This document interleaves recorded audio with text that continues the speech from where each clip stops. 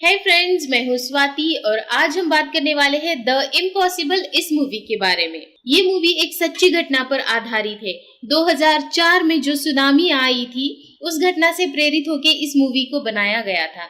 ये movie Oscar के लिए भी नॉमिनेट की गई थी। तो चलिए स्टार्ट करते हैं। मूवी की शुरुआत में हम एक परिवार को देखते हैं जो क्रिसमस की छुट्टियां मनाने के लिए फुकेट जा रहा है और इस परिवार में है हेनरी, उसकी वाइफ मरिया, उनका बड़ा बेटा लूकस, उससे छोटा थॉमस और सबसे छोटा साइमन जो 5 साल का है। ये पूरा परिवार फुकेट में अब पहुंच चुका है अपनी छुट्टियां मनाने के लिए। मरिया डॉक्टर है लेकिन वो अब प्रैक्टिस नहीं करती, सिर्फ अपना घर संभालती है और हेनरी जापान की एक बड़ी कंपनी में जॉब करता है। सब लोग बहुत खुश है, अपना वैकेशन एंजॉय कर रहे हैं।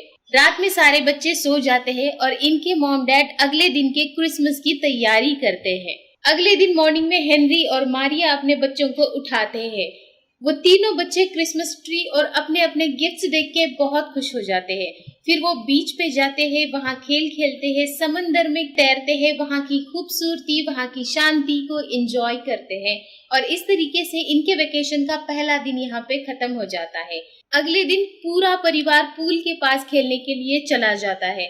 तभी हेनरी को फोन पे एक मैसेज मिलता है कि कंपनी के लोग किसी को काम से निकालने वाले हैं और ये हेनरी भी हो सकता है। इस बात पर मारिया कहती है कि अगर ऐसा हुआ तो मैं काम करना फिर से शुरू कर दूंगी। उसके बाद हेनरी बच्चों के साथ पूल में खेलने के लिए निकल जाता है और मरिया अपनी बुक पढ़ना स्टार्ट कर देती है। तभी उसकी किताब से एक पन्ना निकल के उड़ जाता है और तभी सबको किसी चीज की आहट सुनाई देती है। कोई कुछ समझ पाए इससे पहले एक बड़ी सी लहर आती है और सबको बहा ले जाती है और कुछ पलों के लिए वहाँ अंधेरा छा जाता है, मानो जैसे यहाँ कभी कुछ था ही नहीं। फिर मरिया अपनी आंखें खोलती है और खुद को गहरे पानी में पाती है। हर तरफ पानी है और मलबा है। वो एक पेड़ के तने को कस के पकड़ती है और जोर जोर से चिल्लाने लगती है, रोने लगती है और तभी उसको लूकस नजर आता है। वो उसे आवाज लगाती है। वो उसके पास जाने की कोशिश करती है लेकिन पानी का बहाव इतना ज्यादा है, लूकस और मरिया उस पानी में बहते चले जाते हैं और ये दोनों कुछ कर पाए इससे पहले एक और बार फिर उतनी ही बड़ी लहर आ जाती है। फिर से ये दोनों डूब जाते हैं। फिर से अंधेरा छा जाता है और लहर गुजरने के बाद लूकस ऊपर आता है और एक खंबे को कस के पकड़ता है। वो अपनी माँ को ढूंढ रहा है। वो अपनी माँ को आवाज देता है लेकिन उसे उसकी माँ कहीं नजर नहीं आ रही है और वो रोने लग जाता है। अचानक उसे उसकी माँ किसी मलबे में नजर आती है और इस बार वो दोनों पास आने में कामयाब हो जाते हैं और वो दोनों एक मजबूत पेड़ के तने को पकड़ के रोने लग जाते हैं। लूकस कहता है, मॉम, मैं खुद को बहुत बहादुर बच्चा समझता था लेकिन मैं डर गया हूँ और वो दोनों रोने लग जाते हैं। वहीं पे कुछ देर रुकने के बाद वो दोनों जमीन की तरफ जाने के लिए आगे बढ़ते हैं। कुछ देर आगे जाने के बाद धीरे धीरे पानी कम होने लगता है और वो दोनों धीरे धीरे पानी से बाहर निकलने लगते हैं और लूकस की नजर उसकी माँ की पैर की तरफ पड़ती है और वो देखता है उसकी माँ का पैर बुरी तरीके से जख्मी हो चुका है। फिर जैसे तैसे वो दोनों आगे बढ़ते हैं और उन्हें वहाँ पे एक बड़ा सा पेड़ दिखता है और वो दोनों डिसाइड करते हैं कि उस पेड़ के ऊपर जाकर वो किसी मदद का इंतजार करेंगे। वो आगे बढ़ ही रहे होते हैं कि तभी उनको एक छोटे बच्चे की आवाज आती है। वो मदद के लिए चिल्ला रहा है पर लूकस कहता है कि हम उसकी मदद नहीं कर सकते, हमें खुद मदद की जरूरत है। लेकिन मारिया उसे समझाने की कोशिश करती है कि अगर ये हमारा आखिरी काम हुआ तो, और लूकस समझ जाता है। वो दोनों उसे ढूंढते हैं और ढूंढ के अपने साथ उस पेड़ के पास लाते हैं। इस बच्चे का नाम डैनियल है। डैनियल और लूकस दोनों पेड़ के ऊपर चढ़ जाते हैं लेकिन मारिया नहीं चढ़ पाती। वो बुरी तरीके से जख्मी है, उसके जख्म से खून बह रहा है। तब लूकस पेड़ पे चढ़ने के लिए उसकी माँ की मदद करता है और बड़ी मुश्किल से मारिया पेड़ पे चढ़ने के लिए कामयाब हो जाती है। वो अपने आसपास देखते हैं, हर तरफ कीचड़ है, मलबा है, लाशें है इंसानों और जानवरों की और डैनियल उन दोनों के साथ खुद को महफूज समझ रहा है। कुछ घंटे वहाँ उसी पेड़ पर बिताने के बाद उन्हें कुछ आवाज सुनाई देती है। लग रहा है कि कोई उनकी मदद के लिए आ रहा है और वहाँ कुछ दूर उनको कुछ गांव वाले दिखते हैं। लूकस उनको आवाज लगाता है। वो लोग इनके पास आते हैं और इन तीनों को अपनी गांव की तरफ ले जाते हैं। मारिया चल पाने की हालत में बिल्कुल भी नहीं है। उसको खींच के ले जाते हैं और इसकी वजह से मारिया की हालत और ज्यादा खराब होने लगती है और वो लोग इन तीनों को गांव में ले जाकर फर्स्ट एड देते हैं और मारिया को कुछ कपड़े पहनाकर उसको हॉस्पिटल की तरफ रवाना कर देते हैं। लेकिन अब उनके साथ डैनियल नहीं है। वो कहीं छूट गया है, वो इनके साथ नहीं है। हॉस्पिटल में जाते समय लूकस देखता है कि कई सारे लोग घायल पड़े हैं, कई सारे लोग मरे पड़े हैं, कई सारे लोगों की लाशें ट्रक में लाद कर ले जाया जा रहा है। फिर वो लोग हॉस्पिटल में पहुंच जाते हैं। वहाँ ऑलरेडी बहुत ज्यादा भीड़ है, कई सारे घायल लोग दर्द से तड़प रहे हैं, चिल्ला रहे हैं, रो रहे हैं और टीवी पर इसी सुनामी की खबर भी दिखाई जा रही है। वो गांव वाला आदमी मारिया को एक कमरे में रखकर चला जाता है। मारिया की हालत धीरे धीरे बहुत ज्यादा बिगड़ती जा रही है। फिर वहाँ एक डॉक्टर आता है, मारिया को इंजेक्शन और मेडिसिन देता है, उसके घाव को बैंडेज लगाता है और उसे बाकी पेशेंट्स के साथ रखता है। लेकिन मारिया अब भी ठीक नहीं है। लूकस उसे फ्रूट खाने के लिए देता है और उसके बाजू वाली पेशेंट को भी। तभी उस औरत को बुरी तरीके से खून की उल्टी होने लगती है और उसके बाद मारिया को भी सेम उसी तरीके से उल्टी होने लगती है। मारिया की हालत और ज्यादा बिगड़ती ही जा रही है। कुछ देर बाद वहाँ एक आदमी आता है अपने परिवार वालों को ढूंढते हुए। उसे देख के मारिया लूकस को कहती है कि इन सब लोगों को मदद की जरूरत है, जाओ और इनकी मदद करो। कैसे पता नहीं, लेकिन जाओ कुछ करो। तब लूकस वहाँ से बाहर निकलता है और उसे वहाँ एक आदमी दिखता है जो अपने परिवार को, अपने बच्चों को उनकी फोटो लेके ढूंढ रहा होता है। लूकस उसकी मदद करता है और वो फोटो लेके उसके बच्चों को सारे हॉस्पिटल में ढूंढने लगता है। लूकस को देख के एक बूढ़ा आदमी अपने बेटे को भी ढूंढने के लिए उसे बोलता है और उसके बाद एक फिर और औरत और फिर एक और औरत। इस तरीके से कई सारे लोग अपने परिवार वालों को ढूंढने के लिए लूकस की मदद लेते हैं और लूकस इन सारे लोगों के नाम एक चिट पर लिखकर पूरे हॉस्पिटल में इन सब लोगों को ढूंढ रहा है। तभी लूकस को एक बच्चा मिल जाता है। वो बच्चा उसी आदमी का है जो सबसे पहले लूकस को मदद मांगता है। लूकस उस आदमी को उसके बच्चे से मिलवाता है। उन दोनों को मिलते हुए देख के लूकस को राहत का एहसास होता है और तभी उसको अपनी माँ की याद आती है और वो दौड़ के अपनी माँ के पास चला जाता है। लेकिन वहाँ पे अब उसकी माँ नहीं है, उस बेड पर वहाँ कोई भी नहीं है और वहाँ हॉस्पिटल का स्टाफ किसी और आदमी को लाकर लिटाया जा रहा है। ये देखकर लूकस जोर जोर से चिल्लाने लगता है, अपनी मॉम को पुकारने लगता है और उसकी आवाज सुनकर वहाँ एक नर्स आती है। वो लूकस को अपने साथ लेकर जाती है। लूकस को उस कैंप में ले जाती है वो जहाँ और भी कई सारे बच्चे रखे गए हैं जिनके माँ बाप अभी तक नहीं मिले। लूकस बहुत परेशान है, वो रो रहा है। उसे लग रहा है शायद उसकी माँ अब इस दुनिया में नहीं रही। वो नर्स लूकस के परिवार के बारे में पूछती है, ये भी पूछती है कि क्या वो किसी को फोन कर सकता है।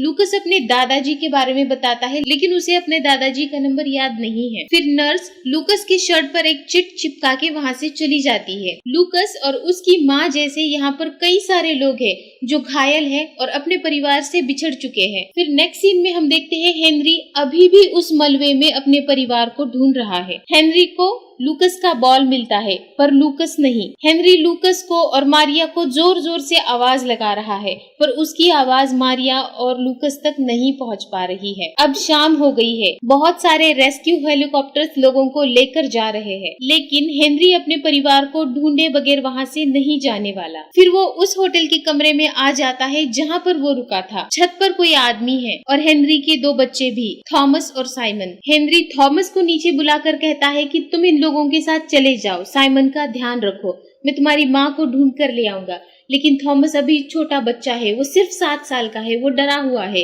वो नहीं मानता। वो कहता है हम मिलके मारिया और लूकस को ढूंढेंगे। लेकिन उसके डैड उसे किसी तरीके से मनाते हैं और बाकी लोगों के साथ पहाड़ों पर भेज देते हैं। रात के अंधेरे में भी हेनरी लूकस और मारिया को ढूंढ रहा है।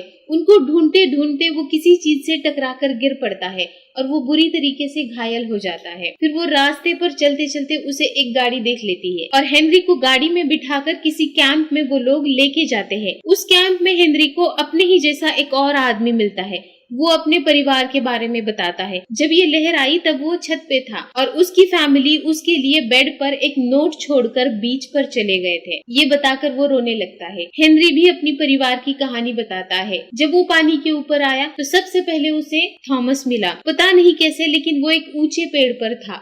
उसके बाद उसे साइमन मिला। उसने एक खजूर के पेड़ को कस के पकड़ा हुआ था, लेकिन उसे उसकी बीवी और लूकस नहीं मिले हैं। उन दोनों बच्चों को उसने रेस्क्यू करने वालों के साथ पहाड़ों पर भेज दिया है। तब वो आदमी हेनरी को अपना फोन देता है और हेनरी अपने डैड को कॉल कर पाता है। फिर रात में ही हेनरी मारिया और लूकस को ढूंढने के लिए चल पड़ता है। उसके साथ वो आदमी भी आता है। इधर दोनों बच्चे कुछ अनजान लोगों के साथ है, लेकिन वो ठीक है। इधर लूकस कैंप में बिल्कुल अकेला है। वो समझ रहा है कि उसकी माँ मर गई है और उसका पूरा परिवार भी। वो अकेला जिंदा है। फिर वो नर्स लूकस को कुछ चीजें दिखाती है और पहचानने के लिए बोलती है, लेकिन लूकस उन सब चीजों को नहीं पहचान पाता।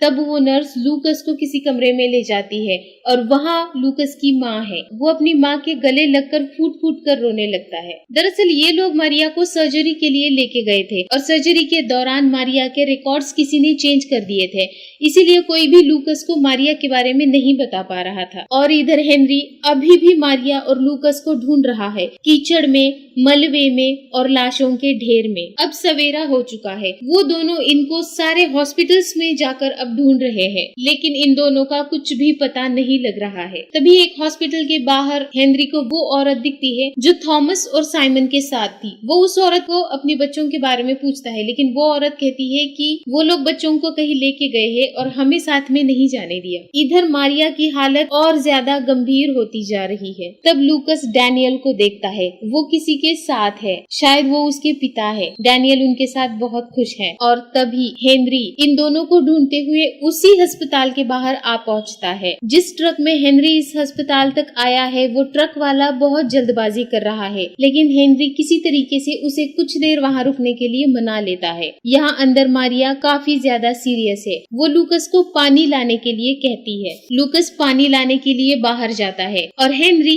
वहीं पे इन दोनों को ढूंढ रहा है। जहाँ से अभी अभी हेनरी गुजरा है, वहीं से लूकस गुजरता है, लेकिन ये दोनों एक दूसरों को नहीं देख पाते हैं। फिर जहाँ मारिया है, उसके पास से हेनरी गुजरता है, लेकिन मारिया एक पर्दे के पीछे है। इस वजह से हेनरी मारिया को भी नहीं देख पाता। और जब इधर लूकस पानी लेने के लिए जाता है, तब वो ऊपर से अपने डैड को देखता है। पीछे से वो अपने डैड को पहचान लेता है और जोर जोर से आवाज लगाते हुए दौड़ के नीचे जाता है और अपने डैड को ढूंढने लगता है, लेकिन तब तक उसके डैड भीड़ में गुम हो चुके हैं। फिर भी वो उस भीड़ में जाके उसके डैड को ढूंढ रहा है। और उसी वक्त दो छोटे बच्चे भी उसी हॉस्पिटल के पास से होके गुजर रहे होते हैं और उनकी गाड़ी कुछ मिनटों के लिए हॉस्पिटल के सामने रुक जाती है। तब साइमन गाड़ी से उतर के टॉयलेट के लिए जाता है और उसके पीछे से लूकस गुजरता है, लेकिन लूकस थॉमस और साइमन को भी नहीं देख पाता है। फिर ये बच्चे गाड़ी में वापस बैठ जाते हैं और हेनरी भी उस ट्रक में वापस जाके बैठ जाता है। बच्चे भी वहाँ से निकलने ही वाले हैं और हेनरी भी वहाँ से निकलने ही वाला है। तभी लूकस को कुछ समझ में नहीं आता। उसके डैड उसे कहीं नहीं दिख रहे हैं। वो जोर से अपने डैड को आवाज लगाता है और वहीं पे थॉमस और साइमन लूकस की आवाज पहचानते हैं और वो गाड़ी से उतरकर दौड़कर लूकस के पास आते हैं। इस तरीके से लूकस को अपने बिछड़े हुए दोनों भाई मिल जाते हैं और कुछ मिनटों बाद लूकस अपने पिता को भी अपनी नजरों के सामने देख पाता है। इस तरीके से इनकी फैमिली फिर से एक बार मिल जाती है और फिर ये चारों मारिया के पास जाते हैं। मारिया को लगता है वो मर चुकी है और मरने के बाद वो अपनी फैमिली को देख पा रही है। वो हेनरी से पूछती है, क्या मैं मर चुकी हूँ? और हेनरी उसे किस करके यकीन दिलाता है कि नहीं, हम सच में तुम्हारे सामने हैं।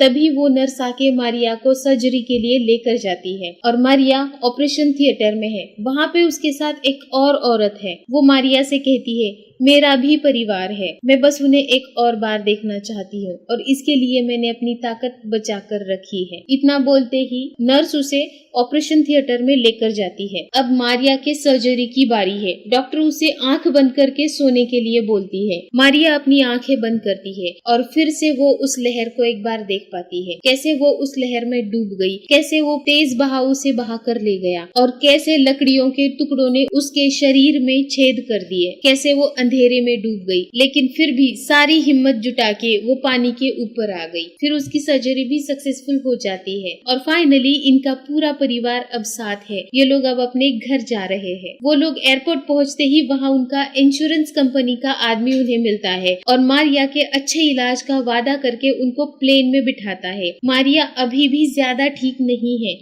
प्लेन टेक ऑफ होने से पहले लूकस मारिया के पास जाता है और उसे बताता है कि माँ, मैंने डैनियल को देखा था, वो किसी के साथ था, वो बहुत खुश था और मुझे यकीन है कि वो उसके डैड थे। ये सुन के मारिया की आंखों में आंसू आते हैं और वो दोनों रोने लगते हैं। अब प्लेन टेक ऑफ करता है और अब ये लोग आसमान में है। ये अपने घर जा रहे हैं। कई बार भूकंप, बाढ़, तूफान और सुनामी की खबरें हम टीवी पर देखते हैं और सुनते हैं, उस पे अफसोस भी जताते हैं। लेकिन वहाँ जो लोग थे उनके साथ क्या हुआ, उन्होंने क्या खोया, कितनों ने अपनों को खोया, कितनों ने अपने घर को और कितनों ने अपनी जिंदगी को, हम कभी नहीं समझ पाएंगे। अगर आपने ये मूवी नहीं देखी तो आपको जरूर देखनी चाहिए। ये मूवी देखते टाइम आपकी आंखों में आंसू आए बगैर रहेंगे नहीं। इस मूवी की IMDb रेटिंग है 7.6 जो कि काफी अच्छी है। 93% गूगल यूजर्स ने इस मूवी को पसंद किया। ये मूवी 2012 में रिलीज हुई थी और इस मूवी का बजट था $45 मिलियन। इस मूवी ने टोटल कमाई की थी $198 मिलियन। अगर आपको ये वीडियो पसंद आया हो तो मेरे चैनल को लाइक और सब्सक्राइब करना ना भूलें ताकि ऐसे ही वीडियो आप और देख सकें। And finally thanks for watching. Bye bye.